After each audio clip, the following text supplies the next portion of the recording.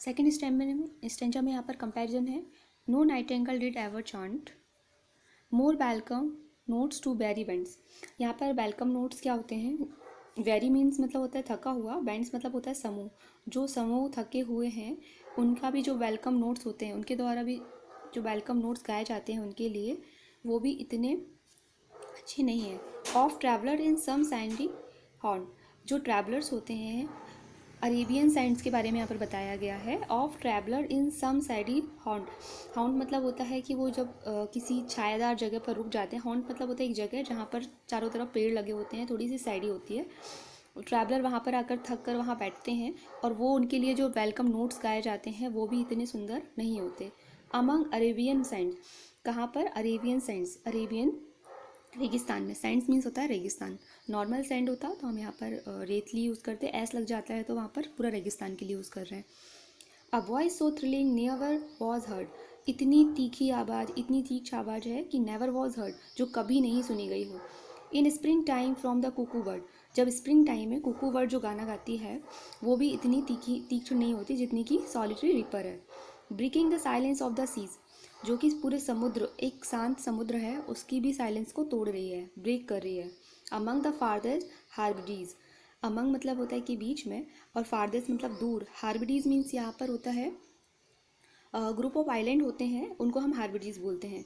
वो जो group of island दूर कहीं स्थित हैं उन पर भी इसकी आवाज़ पहुँच रही है, गूंज रही है।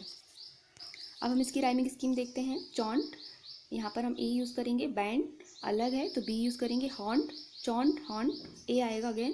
सैंड्स, बैंड, सैंड्स, बी आएगा। हर्ड, सी आएगा। बर्ड, सी, सीज, डी और डी। इसकी राइमिंग स्कीम होती है A B, C C, D D.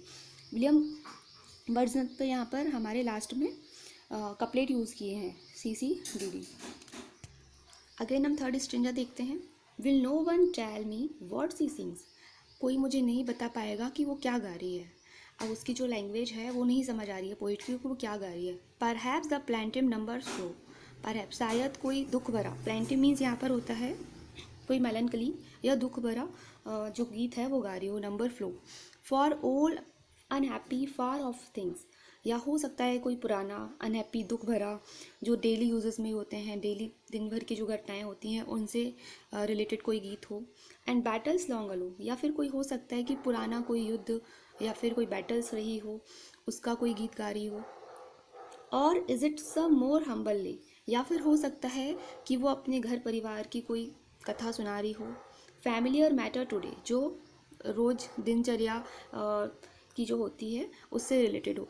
सब नेचुरल सॉरो लॉस और पेन, हो सकता है उसके साथ सच में कुछ दुख घटित हुआ हो, नेचुरल सॉरो हो, कुछ लॉस हुआ हो, उसने कुछ खोया हो, या फिर कुछ पेन हो उसमें। That has been may be again, और जो उसे बार बार लौट कर याद आता हो, जिसे वो हमें सुना रही है। लास्ट स्टेंजा है। Whether the theme the maiden sing, चाहे कुछ भी थीम रही हो, उसकी कुछ भी थीम रही हो। जो मैडन मीन्स या तो होती है अनमैरिड जो गर्ल होती है उसको हम बोलते हैं मैडन। जो मैडन के द्वारा जो गा रही है वो उसकी थीम चाहे कुछ भी हो। As if her song could have no ending, ऐसा मानो, एज इफ़ यहाँ पर सिमिली भी यूज़ हुआ है, मानो हर सॉन्ग, उसका जो सॉन्ग है जो गा रही है, कुड हैव नो एंडिंग, हो सकता है उसकी कभी एंडिंग ही ना हो। यहाँ पर उन्होंने हाइपरबोलो यूज़ किया है। हाइपरबोले मीन्स होता है कि अतिशयोक्ति, मतलब ऐसा तो हो नहीं किसी चीज़ का भी अंत ना हो। यहाँ पर नो एंडिंग लिखा है, हर चीज़ का अंत है, और यहाँ पर उन्हें नो एंडिंग लिखा है तो यहाँ पर हाइपरबोले यूज़ हुआ है। I saw her singing at her work, मैंने उसे देखा उसके काम करते हुए, गाते हुए। And over the sickle bending, over sickle means एक औजार होता है जिसे हम क्रॉप को कट करने के लिए यूज़ करते हैं, और वो झुकी हुई है, उसे हसिया भी बोलते हैं नॉर्मल लैंग्वेज में। ओवर द सिकल बैंडिंग, और वो झुककर उस सिकल से कट कर रही है, बैंड कर रही है। I listen motionless and still, और मैं उसे सुनता रहा मोशनलेस, बिना हिले डुले। मोशन मतलब आप हिल भी नहीं रहे हो, एकदम शांत होकर उसको सुन रहे हो।